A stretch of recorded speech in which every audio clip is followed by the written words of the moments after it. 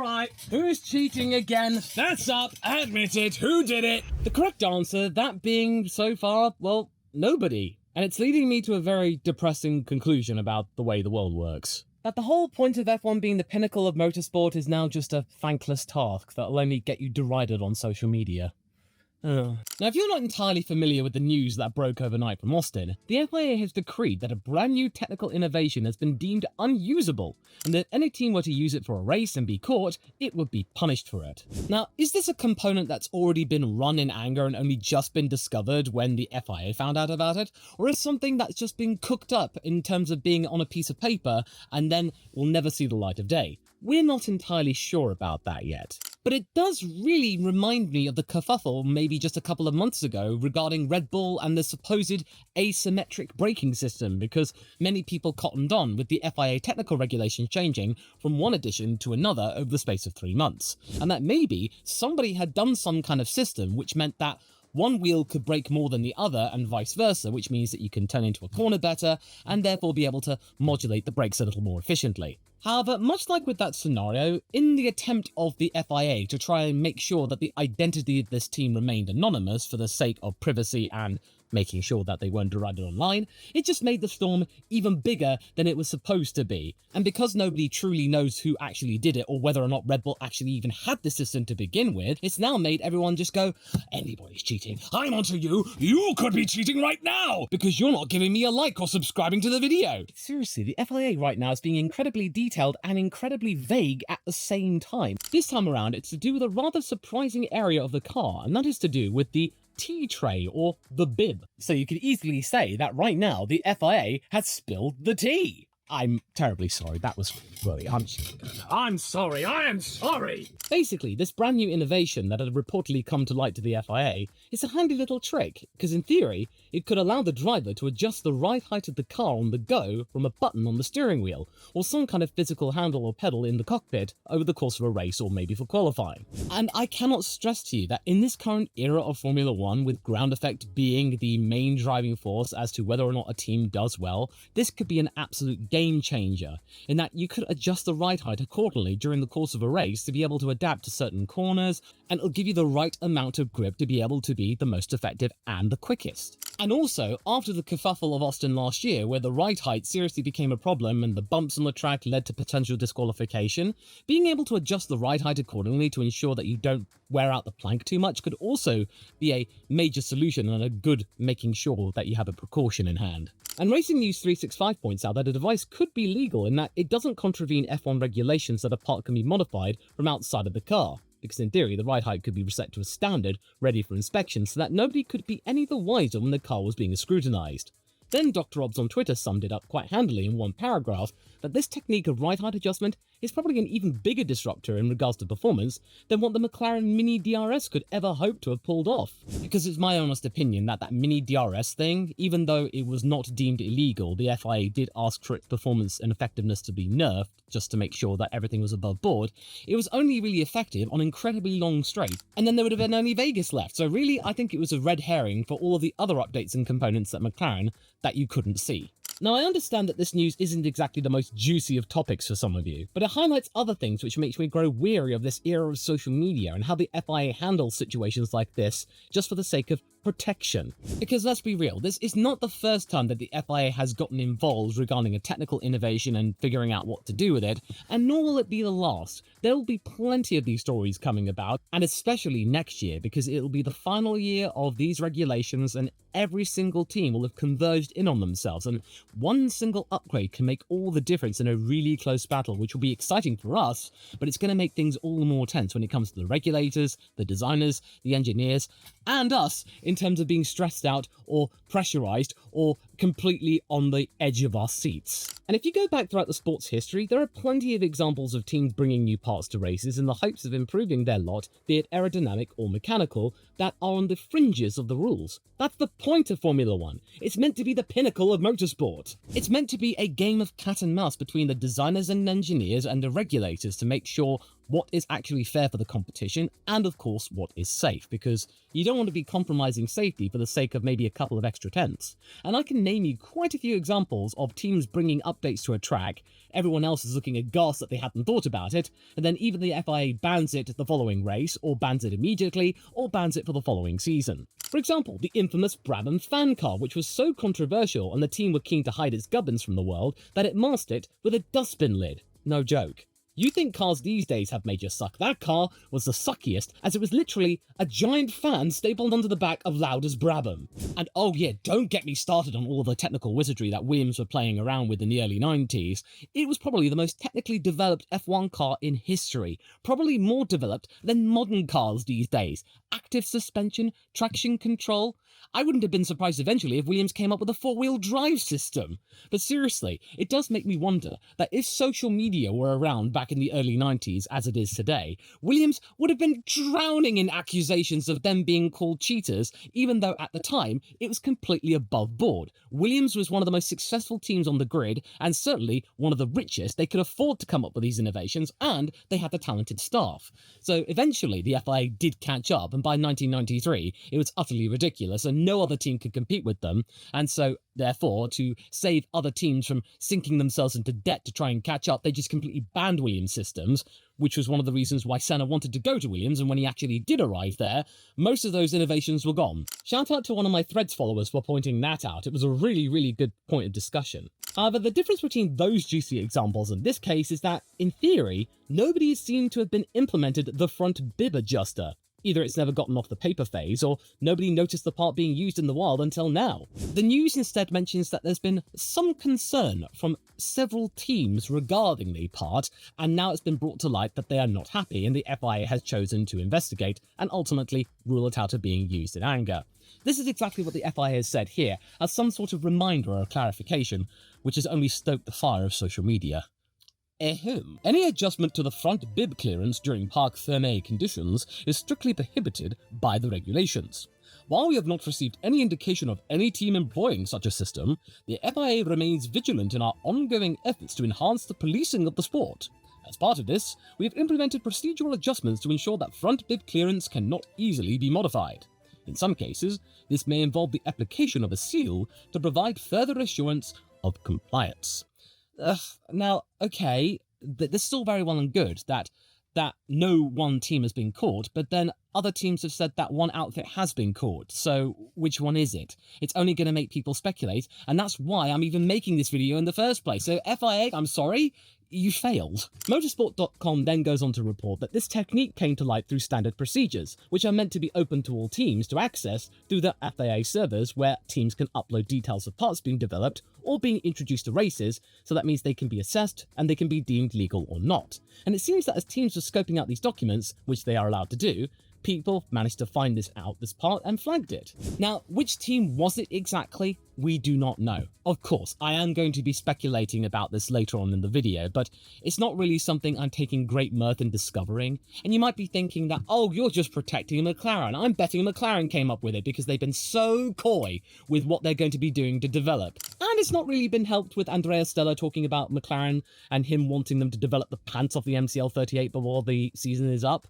I mean, that's a dangerous game because there's also the MCL39 to talk about in 2025, so, Andrea, it's not exactly helping your case. The FIA has kept the identity of the squad anonymous, and given that the last time this happened regarding the braking system happening, the FIA was keeping silent on whether or not it was Red Bull that had done it. Although the brake fire Max had in Melbourne might have given us a clue as to maybe it might have been them, but we cannot be for sure, it's not been confirmed. But either way, the social media fire was even bigger.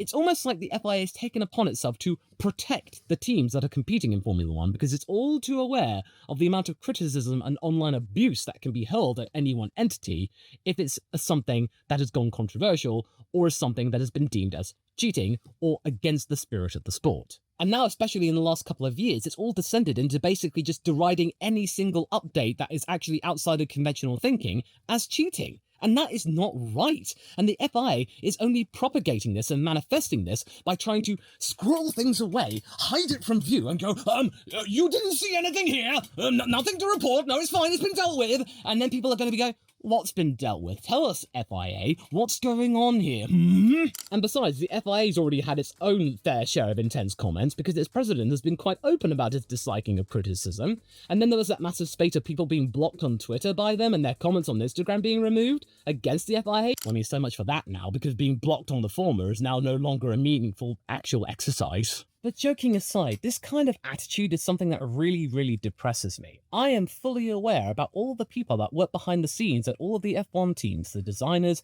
the engineers, the manufacturers, and the people that actually make the components, that have spent many hours and dollars trying to bring these ideas to reality to give the team that they work for the edge. Such as the Mercedes dual-axis steering in 2020, which was allowed to be retained for the season before being banned the following year. Now, every single time we get this kind of thing happening, the world seems to just brandish such efforts as cheating, and not really appreciating the work and effort and clever interpretation of the rules that a group of individuals has accomplished. And again, the FIA is only adding fuel to the fire by trying to help out a team to avoid intense online abuse by hiding data and information away as to who actually it was. But then at the same time, there is a much bigger amount of transparency to be had between the teams and the FIA. Had this happened maybe 10, 15, 20 years ago, the first we would have heard about this if there was one of these weird unorthodox camera angles, say for example behind the wheel around the brake where you can actually see underneath the car and in towards the side pod inlet. You might have seen something going on there and it might have been a bit suspicious. Or some bright spark out there might have been taking a look at the telemetry and trying to figure out who the team was, because you might get some unusual bit of information on some of the charts. And it wouldn't surprise me that some bright spark out there is now going to be going back through all of the information and telemetry that is publicly available and actually trying to figure out which team it was based on information as the race or qualifying panned out. Kind of like what went down with the McLaren F-duct in 2010. That only became a furious talking point when Ferrari developed their own version with a duct that was activated by the driver covering a hole in the cockpit, and it was spotted on camera. The McLaren effort was a lot more discreet. However, this hypothetical undiscovered part was then manufactured and then evolved into DRS. And in regards to this part that could have been the front bib or the ride height adjuster, we probably will never find out the true machinations and actually how it worked specifically.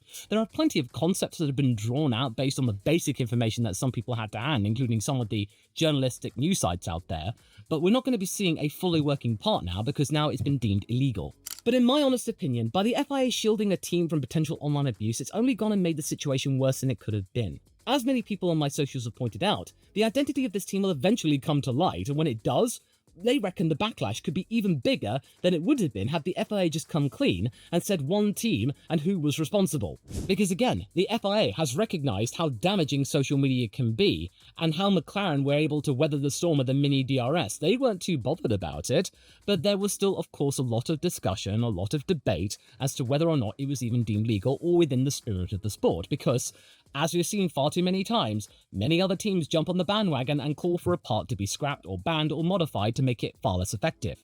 But may I remind you, my friend, that it's far cheaper to just get out there and protest a part and hopefully get it banned than it is to just go, dang it, they were actually really good, and then come up with your own version, which may or may not be effective. It will be a time and money sink, and it's just far easier just to cry foul rather than actually just go and join them. And it also makes the FIA a bit complicit as to the narrative of this season, because the narrative of the season, I reckon, is that after such a dominant year, an historically dominant year that Red Bull had in 2023, that may or may not be topped ever again unless the FIA and Formula One agree to more races on the calendar, there is now the idea that the champions of last year, the ones who were completely wiping the floor with everybody, no one was able to respond to them, is now starting to stumble. Something has happened internally, or the upgrades they have bought have now caused the team to plateau, and everyone else has managed to respond in kind, for the whole convergence thing would have actually manifested itself, and now there are other teams like Ferrari, Mercedes and McLaren able to respond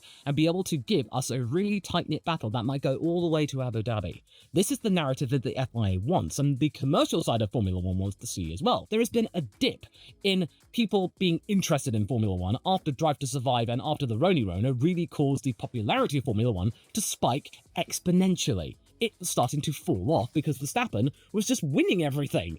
But now, obviously, the identity has to be kept secret because it might destabilize the ideal narrative that is boosting sales and interest and relevancy of Formula One again. So basically, If it were Red Bull, for example, who came up with this, they would want to nerf it to make sure that McLaren would run away with the constructors and Lando Norris would have his best effort possible to win the championship, because this might have given Red Bull the edge with their Austin package to get Verstappen back and winning again, and people would tune out. Now, of course, this is all speculation, and me hurling out the foam of doubt here. I cannot verify this, but this is a hypothetical, and it really does make me think that the FIA is now starting to get its nose into business where it really shouldn't be. It should just allow the teams and drivers to race and come up with these innovations accordingly and act as a surprise, a twist in the story, rather than try to artificially curtail it. Because if Red Bull were able to come up with an innovation that could get them back on their feet, it would be a really big story for Red Bull and Christian Horner, that they were able to weather the storm of Adrian Newey departing and all of these big names leaving, and just shown us that this is a team that can carry on winning for many years to come, that this team is now a solid operation and not built on rocky terrain. But at the same time, the F1 calendar this season has seriously not helped in trying to gain momentum. Seriously, whose idea was it to have 2 triple headers and a 3-week break between Sao Paulo and Vegas? What was wrong with potentially having 3 back-to-back races, meaning that the gaps between them are a lot more manageable and within expectation? This end of the season, there's just no hype anymore, because we've had a 4-week break, now we're going to be having a 3-week break, and then we're going to have 3 weeks of intense action, and then over 3 months of nothing. But in my mind, we've got ourselves a storm brewing, which has only been exacerbated with the sport's governing body trying to play God and control the weather.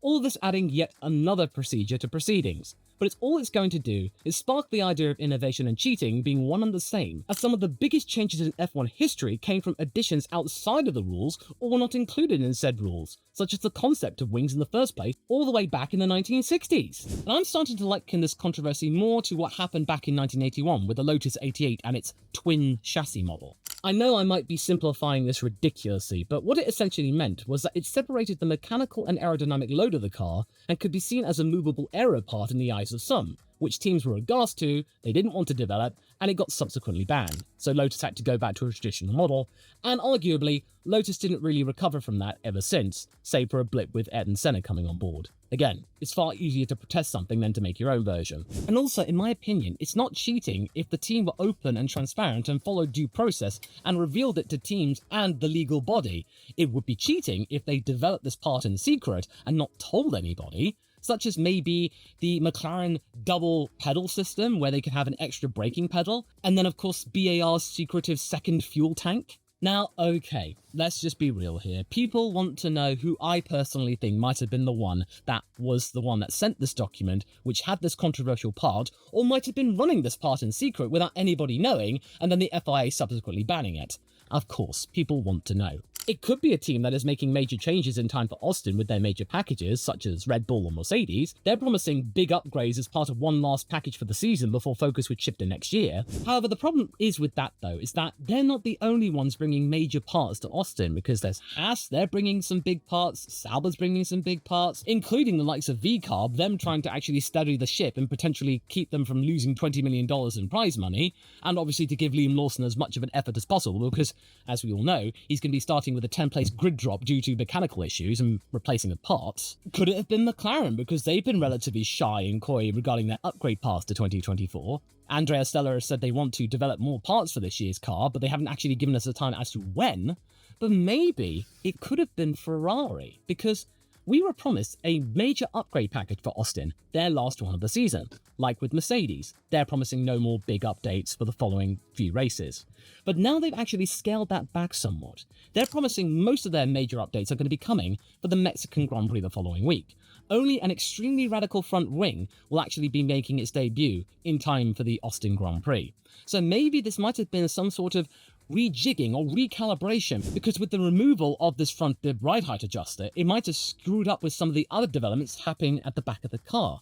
So they now need to make sure that it can actually work without this adjuster, and so that means they don't end up with parts that are not working properly, because Ferrari have been burnt with upgrades not working, as we saw back in Spain. And yes, Red Bull and Mercedes, they might have some good points to have these parts. Mercedes are looking to make sure they've got as enough development time as possible ready for 2025, and Red Bull has got a do or die update package for Austin to see whether or not they can even be competitive for the RB20 and get back to maybe getting in touch with the Constructors' Championship, or making sure Max Verstappen can actually retain his 4th championship title. And let's not forget, Helmut Marko's really been talking up this package as their hopeful shot in the arm that the teams needed after their horrific mid-season plateau. But you see what I mean, though? We're talking about this, and it's all down to the fact that the FIA just didn't come out clean and say who was responsible, who was the one that came up with this part, and therefore everything would have been focused on one team. And okay, I get it. They wanted to avoid the online abuse that would be hurling, but that's still happening anyway. But now it's just being generalized to the entire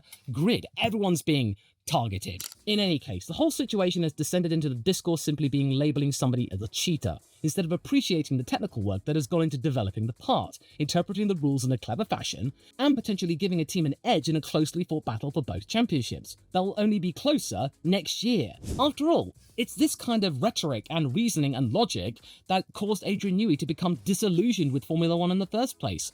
All of these talented engineers that are working in the sport, if they find out that their achievements and their efforts and them coming up with a clever solution is only going to be met with criticism, banning, deregulation, and then of course derision online from fans, they're not going to be motivated to make any more parts of Formula One. They might even quit the sport altogether, like Adrian Newey almost did. Had it not been for Christian Horner promising him be able to do more stuff outside of Formula One, we might have seen Newey quit a decade ago.